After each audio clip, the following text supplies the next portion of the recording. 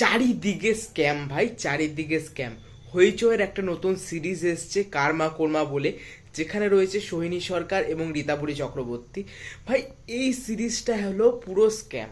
এর যখন ট্রেলার এসেছিল ভাই, আউটস্ট্যান্ডিং ট্রেলার ভাই।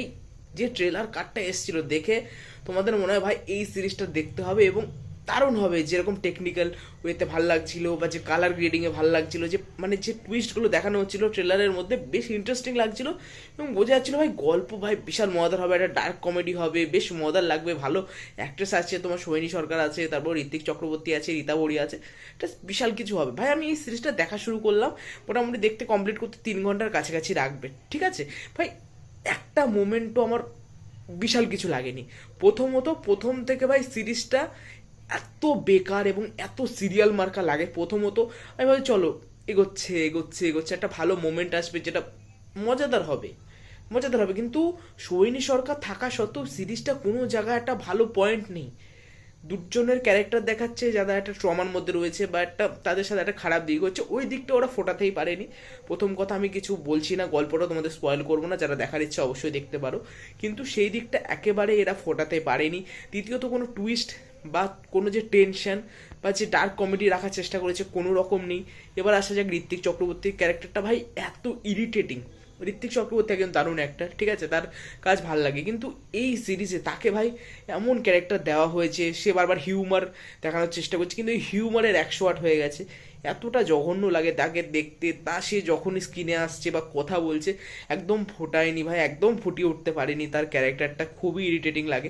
সোহিনী সরকারে আমি বলবো এই সিরিজে মোটামুটি, তাও সোহিনী সরকার একজন দারুণ অ্যাক্ট্রেস, তার মন্দার বলো বা তার বিভিন্ন সিরিজ বা মুভি বলো, দেখতে দারুণ লাগে, সে একজন দারুণ অ্যাক্ট্রেস, আমি সবসময় বলেছি, সবসময় বলেছি। এবং কিন্তু এই সিরিজে তার বেশি কিছু করার জায়গাই নেই। কিছু কিছু জায়গায় তাকে ভালো লাগে, কোনো ইমপ্রেসিভ পারফরমেন্স নেই। আরে ভাই স্টোরিতেই দম নেই, স্টোরিতেই দম নেই, এটা সিরিয়ালের মতো চলছে। শেষের 2টো এপিসোড মোটামুটি, তাও বলবো একটুখানি পুরো সিরিজটা খারাপ হবে, লাস্টের 2টো এপিসোড আমার একটু ইন্টারেস্টিং লেগেছে সামান্য হলেও। এবং এই সিরিজটা তোমার একটা সিরিয়ালের মতো চলেছে, একটা সিরিয়াল চলছে, প্রথম থেকে একটা মেয়ের সাথে একটা ছেলের বিয়ে হলো, চলতে চলতে কোনো একটা ভিলেন আসবে, হঠাৎ করে একটা প্লট টুইস্ট মারা হলো, যেটা ভাই পুরো সিরিজের সঙ্গে কোনো যুক্তই হচ্ছে না, সেরকম ছুঁড়ে মারা হলো এবং ওইটা শেষ করে সিরিজটা শেষ হয়ে গেল। সেইটাই ভাই করেছে এই সিরিজটা। তেমনই ভাই, মানে যে জিনিসটা তোমরা এত একটা হিউজ জিনিস একটা দেখানোর চেষ্টা করছো, শেষে গিয়ে সেটা তো বিল্ড আপ করবে ধীরে ধীরে, একটা ভাই পার্ট থাকে দেখানোর, সেটা এত ইজি ওয়েতে তোমরা কাটিয়ে বেরিয়ে গেলে, যেটা কোনো মজা নেই। টুইস্ট ট্রেলার কথা বাদই দাও ভাই, মানে ট্রেলারটা যেভাবে কাট হয়েছিল দারুণ। এবং কিছু কিছু সিন ভাই এপিসোড শুরু হওয়ার প্রথমে দেখানো হয়, সেগুলোর কোনো যুক্তি নেই বা কিচ্ছু নেই।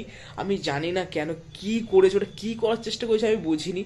এবং আমি ভাই আশা ছিল যে চলো ভাই দেখছি সোহিনী সরকার রয়েছে, ঋত্বিক চক্রবর্তী রয়েছে, ট্রেলারে ভালো লেগেছিল, কিছু একটা মজা পাবো, কিছু একটা মজার কিছু দেখতে পাবো, কিন্তু না ভাই, এত ভাই এক্সপেকটেশন ভাই আমার পুরো নষ্ট করে দিয়েছে এই সিরিজটা। আমার ট্রেলার দেখে সত্যি ভালো লেগেছিল, কিন্তু খুবই বাজে লেগেছে, খুবই বাজে লেগেছে। এটা বিলো অ্যাভারেজ সিরিজ আমি বলবো না, একদমই বাজে।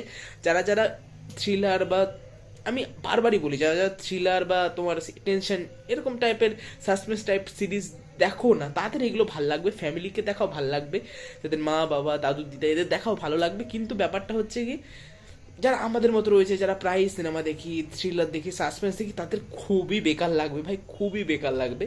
এক কথায় বলে দিচ্ছে, আমার একদম পোষায়নি, খুবই বিলো অ্যাভারেজ একটা সিরিজ হয়েছে। দেখতে চাইলে দেখতে পারো, হইচইতে রয়েছে, সময় দিতে হবে মোটামুটি 3 ঘন্টার কাছাকাছি। আর যারা দেখে ফেলেছো কেমন লেগেছে তোমাদের এই কার্মা আর কোর্মা সিরিজটা, নিশ্চয়ই কমেন্ট করে জানিও।